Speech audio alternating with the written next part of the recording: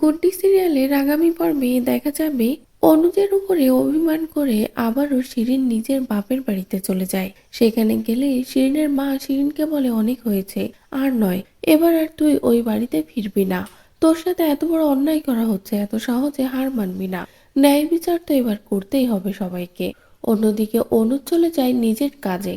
সেখানে গেলে অফিসার অনুজকে বলে যে এই মিশনটাতে গেলে সেখানে অনেক ঝামেলা হতে পারে, যোদ্ধা শুরু হতে পারে, কিন্তু ভয় পাবেন না। তখনই অনুজ বলে, স্যার, ভয় পাবো কেন? ভয় পাবো না। যদি এটাতে আমার মৃত্যু হয় তবুও আমি ভয় পাবো না, আর ভয় পেলে এতদিন ধরে এই কাজটা আমি করতাম না।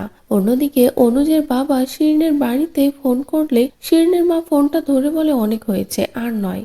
অন্যদিকে শিরিনও পাশ থেকে বলে, মা, তুমি ওদেরকে বলে দাও যে আমি আর ও বাড়িতে ফিরতে চাই না, আর ওই বাড়ি থেকেও যেন কেউ আর এই বাড়িতে না আসে।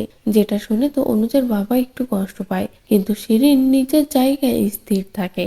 তো বন্ধুরা, তাহলে কি এবার একেবারে যেন আলাদা হচ্ছে শিরিন ও অনুজ? অন্যদিকে অনুজ যেখানে যাচ্ছে সেখানে ঠিক কি ঘটতে চলেছে, আপনাদের ঠিক কি মনে হচ্ছে তা অবশ্যই কমেন্ট করে জানিয়ে দিন। পরবর্তী আপডেট পেতে চ্যানেলটি সাবস্ক্রাইব করুন।